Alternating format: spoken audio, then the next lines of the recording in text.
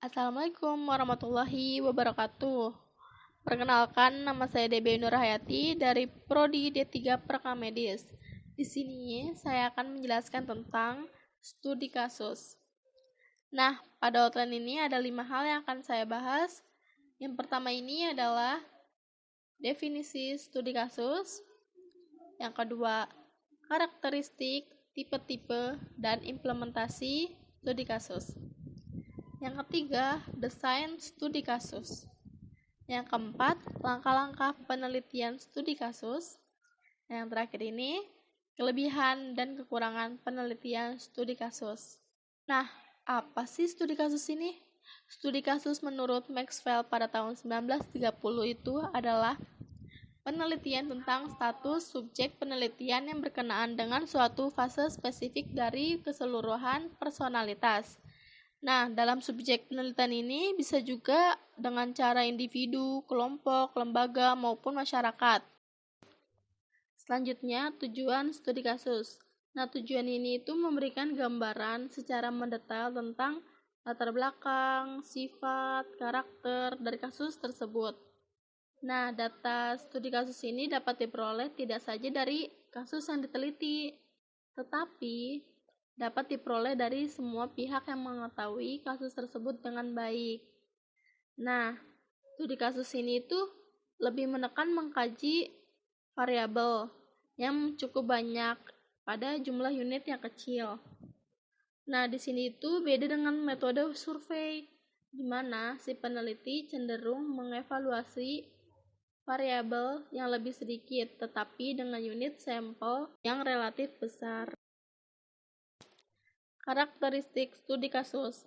Karakteristik ini yang pertama memandang kasus sebagai fenomena yang bersifat kontemporer. Nah, bersifat kontemporer ini jadi kasusnya itu sedang dilaksanakan atau telah selesai terjadinya, tetapi masih memiliki dampak yang dapat dirasakan pada saat penelitian dilaksanakan. Yang kedua ini dilakukan pada kondisi kehidupan sebenarnya. Jadi kondisinya ini terdapat pada lingkungan hidup manusia baik sebagai individu maupun anggota kelompok yang sebenarnya. Yang ketiga, menggunakan berbagai sumber data. Nah, jadi untuk mendapatkan data yang terperinci dan komprehensif yang menyangkut objek yang diteliti, jadi, penelitinya itu dapat meyakinkan kebenaran yang keakuratan data yang diperoleh dengan mengecek saling antar data yang diperoleh. Yang keempat ini menggunakan teori sebagai acuan penelitian. Selanjutnya, keunikan penelitian studi kasus. Keunikannya itu adalah adanya cara pandang terhadap objek penelitian sebagai kasus. Nah, sebuah kasus ini adalah jadi isu atau masalah yang harus dipelajari dan juga memahami tentang kasus tersebut. Pada penelitian studi kasus ini, teori digunakan baik untuk menentukan arah konteks maupun posisi hasil penelitian. Nah, peneliti ini itu dapat membangun teori yang langsung terkait dengan kondisi kasus yang ditelitinya. Nah, selanjutnya ini tipe-tipe studi kasus dan implementasinya dalam penelitian. Yang pertama ini ada studi kasus kesejarahan sebuah organisasi. Nah, studi kasusnya ini melakukan studi yang memerlukan sumber-sumber informasi dan bahan-bahan yang akurat dan terpercaya, dan juga membutuhkan kecermatan dalam merinci secara sistematik perkembangan dari tahap-tahap sebuah organisasi sosial. Yang kedua, studi kasus observasi. Nah, jadi kemampuan seorang peneliti ini menggunakan teknik observasi dalam kegiatan penelitian. Dengan teknik ini itu dapat dijaring keterangan empiris yang detail dan aktual. Yang ketiga, studi kasus sejarah kehidupan atau bisa disebut juga life history. Nah, ini juga melakukan studi kasus life history ini dapat bersandar pada dokumen-dokumen pribadi yang bersangkutan serta dengan melakukan wawancara mendalam kepada orang pertama atau sebagai sumber utama. Next, yang keempat ini ada studi kasus komunitas sosial atau kemasyarakatan.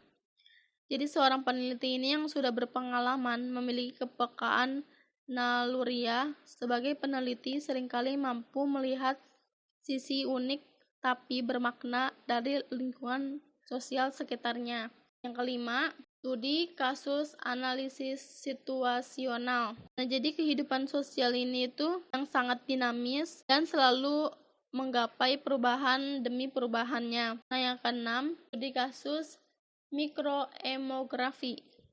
Nah, studi kasus ini dilakukan terhadap sebuah unit sosial yang terkecil dalam sisi kehidupan sebuah komunitas atau organisasi, bahkan seorang individu. Ini ada desain studi kasus. Desain penelitian adalah logika keterkaitan antara data yang harus dikumpulkan dan kesimpulan yang harus dihasilkan dalam suatu penelitian. Nah, di sini ada 4 komponen penting dalam desain studi kasus. Yang pertama ini pertanyaan-pertanyaan penelitian. Nah, jadi ini itu komponennya itu terkait dengan siapa, apa, di mana, bagaimana, dan mengapa.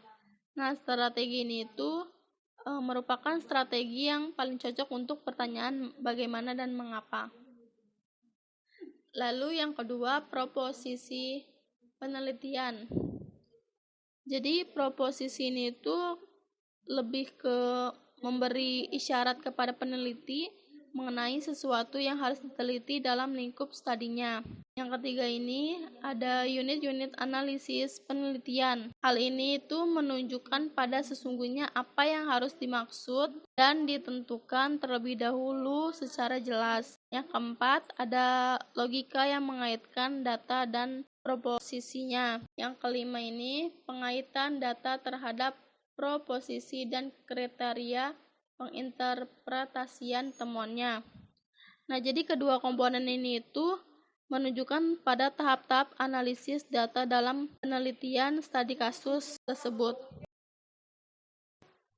Selanjutnya ini adalah persiapan pengumpulan data.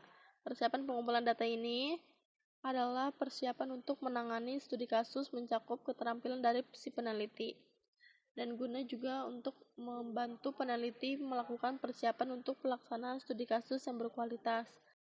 Selanjutnya ini ada sumber bukti studi kasus. Nah, ini tuh terdiri dari 5. Yang pertama itu dokumentasi, yang kedua rekaman arsip, yang ketiga wawancara, yang keempat observasi langsung, yang kelima observasi partisipan. Nah, yang pertama ini dokumentasi. Dokumentasi ini biasanya itu emang sangat penting untuk mendukung dan menambah bukti dari sumber lain. Misalnya ini dokumen membantu memverifikasi judul atau nama yang benar dari organisasi yang telah disinggung. Yang kedua, rekaman arsip. Rekaman arsip ini tidak sama dengan dokumenter. Penggunaan arsip ini bervariasi pada satu studi kasus. Contohnya adalah misalnya rekaman layanan, daftar nama, dan rekaman pribadi. Yang ketiga ini wawancara. Wawancara ini bisa mengambil beberapa bentuk. Yang paling umum itu biasanya kasus bertipe open-ended, di mana penelitian dapat bertanya kepada respon kunci tentang fakta suatu peristiwa. Makin besar bantuan responden dalam penggunaan cara yang disebut, makin besar peranan sebagai informan. Yang keempat ini observasi langsung. Observasi langsung ini dapat dilakukan dengan membuat kunjungan lapangan terhadap situs studi kasus. Yang terakhir, observasi partisipan. Observasi penelitian ini itu di mana si peneliti ini tidak hanya menjadi pengamatan yang pasif, melainkan juga mengambil berbagai peran dalam situasi tertentu. Nah, di sini ada langkah-langkah penelitian studi kasus. Langkah-langkah ini dibagi menjadi 5. Yang pertama yaitu pemilihan kasus, yang kedua pengumpulan data, yang ketiga analisis data, yang keempat perbaikan, yang kelima penulisan laporan. Nah, yang pertama ini ada pemilihan kasus. Dalam pemilihan kasus hendaknya dilakukan secara bertujuan purposif dan bukan secara rambang.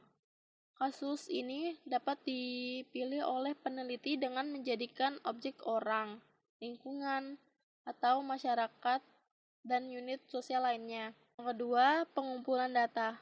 Pengumpulan data ini dapat beberapa teknik dalam pengumpulan data, tetapi yang lebih dipakai itu penelitian kasus adalah observasi, wawancara, dan analisis dokumentasi. Si peneliti ini juga sebagai instrumen penelitian dapat menyesuaikan cara pengumpulan data dengan masalah dan lingkungan penelitian, serta dapat mengumpulkan data yang berbeda dengan secara serentak. Yang ketiga, analisis data. Setelah data terkumpul, si peneliti ini dapat mulai mengorganisasikan dan mengklasifikasi data menjadi unit-unit yang dapat dikelola.